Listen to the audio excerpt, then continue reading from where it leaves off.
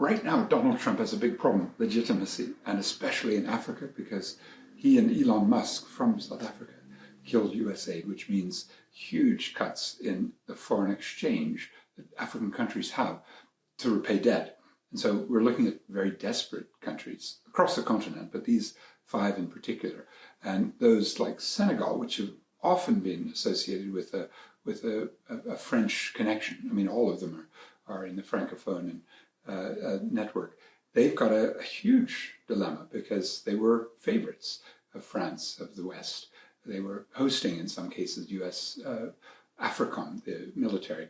But now things are very different in that region because you've got 3 breakaway countries. I mean, Burkina Faso, with the Thomas Sankara spirit of Ibrahim Traore, probably represents for US strategists, for the CIA, the single biggest worry.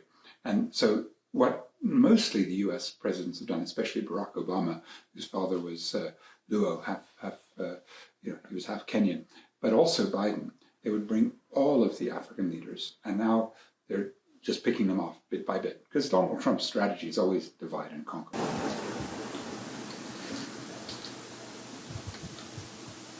The difference between West Africa, which has been relatively quiet. I mean, there's obviously Islamic and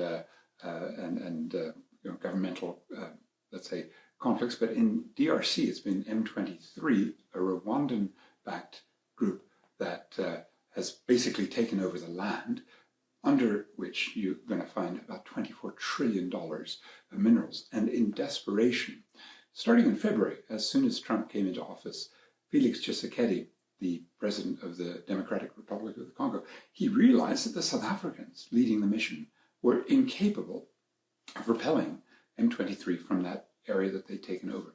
So what does that mean? Now Trump, especially Marco Rubio, the Secretary of State, think that they can bring in US companies.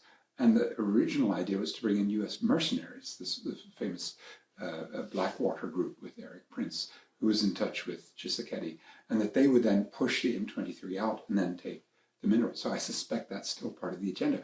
I don't think they've counted, though, on China, which has been mostly mining, especially coltan and cobalt, the crucial elements of the new energy economy that go into batteries, and that the Chinese need that, and they've been taking it out through Rwanda and sending it to, even your cell phones are going to be found with DRC, coltan and cobalt, and then produced probably by Foxconn workers, if it's Apple or other workers who are terribly exploited in China. And that global value chain means that profits go to California. That's something that Donald Trump wants to see more of. And he probably is going to do some sort of deal with China. What he's been promising is $3 trillion worth of minerals that go to US companies. And there's a little route called the Lobito Corridor that his predecessor, Joe Biden, set up to try to get those minerals out. That's really what's behind it, isn't it? It's like anything Donald Trump does, he's a con man, and he's desperately in need of getting US companies control through the global supply chain in case a hot war with China breaks out. They've already threatened to cut off the rare earth elements in the magnets that go into high-tech machinery. And so Trump and his advisors are probably saying, let's take Eastern DRC for ourselves.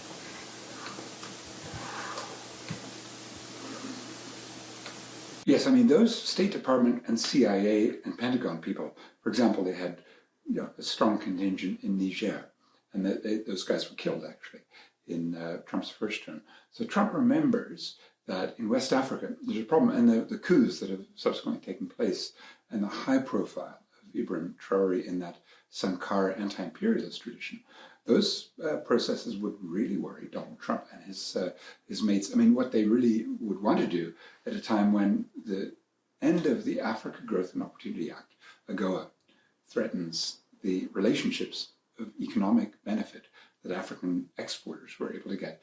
In South Africa, that would have been automobiles and steel and aluminium and our grapes and citrus. Those were the main beneficiaries. Those are gone, those benefits. Lesotho were the blue jeans. Angola was the oil. That will continue because there's zero tariffs on imported energy. Now, if you look at all of those processes, you see the desperation of Donald Trump now, realizing, I mean, especially Africa has 54 votes, or 50 plus votes in the United Nations, that he's actually going to be isolating himself so much that if he can find 5 countries that he's going to meet with now, then he'll do a deal with Paul Kagame from Rwanda and Felix Tshisekedi from the DRC. And then he might then say, no, I'm strong enough. I can go up against South Africa and come to the G20 and just be the bully that we know he is.